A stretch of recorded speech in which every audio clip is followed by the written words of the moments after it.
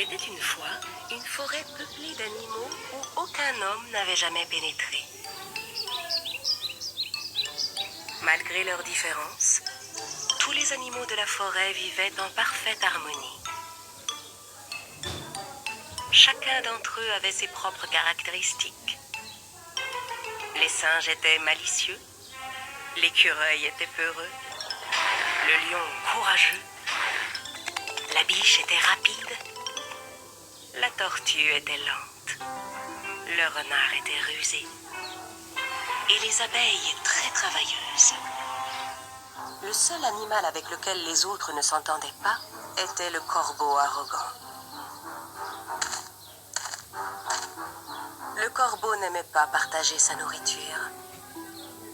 Parfois, il volait même celle des autres animaux et s'enfuyait avec.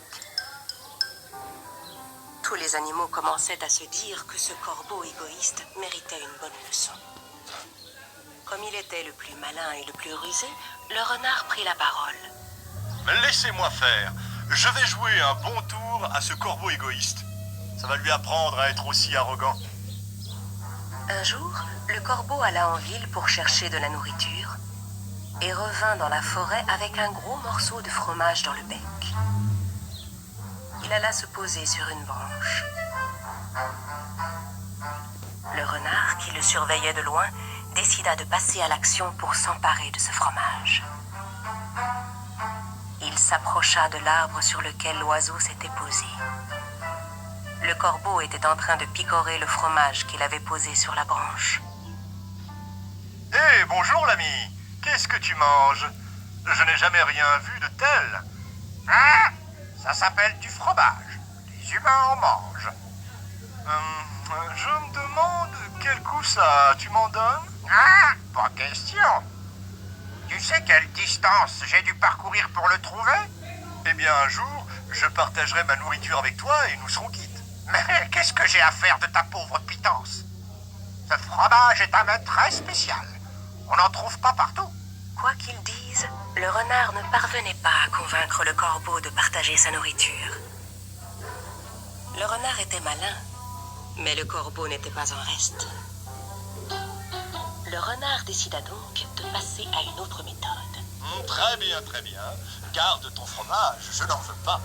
Mais laisse-moi au moins m'approcher et jeter un œil à ce fromage si spécial que tu ne veux pas partager.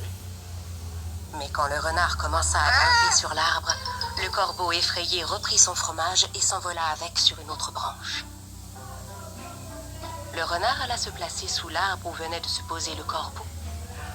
Mais celui-ci n'avait toujours aucune intention de partager. Le renard réfléchit un instant et décida de changer encore de plan. Quel est le point faible de ce corbeau? Il est égoïste, prétentieux et arrogant. Je peux peut-être tirer avantage de ses défauts pour m'emparer de son fromage. Mon ami, sais-tu pourquoi j'étais venu te voir? Pour ne pas faire tomber son morceau de fromage, le corbeau répondit sans ouvrir le bec. J'ai entendu dire que tu avais la plus belle voix de la forêt. Il paraît que quand tu chantes, tous les animaux s'arrêtent pour t'écouter. À ces mots, l'oiseau gonfla son plumage et commença à se pavaner. Chante pour moi, que je puisse entendre la beauté de ton ramage, dont j'ai tant entendu parler. Le renard avait touché le point faible du corbeau. Pour lui montrer sa belle voix, le corbeau ouvrit son bec et laissa tomber son morceau de fromage. Bien sûr, le renard en profita pour l'attraper. Perché sur sa branche, le corbeau était consterné. Oh, ton fromage m'est tombé dans la bouche. C'est vrai que c'est bon. À cause de son arrogance et de sa prétention, le corbeau avait perdu sa nourriture. Eh bien, mon ami, voilà une belle leçon. Tu ne devrais pas te prendre pour plus valeureux que tu n'es. Tu ne devrais pas prêter l'oreille à tout ce qu'on te dit et prétendre partout que tu es le meilleur. On trouve toujours plus malin que soi.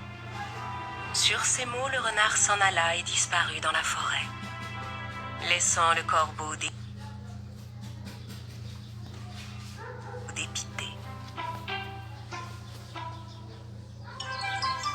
À partir de ce jour, le corbeau cessa de se montrer égoïste et arrogant. Il établit de bonnes relations avec les autres animaux et accepta volontiers de partager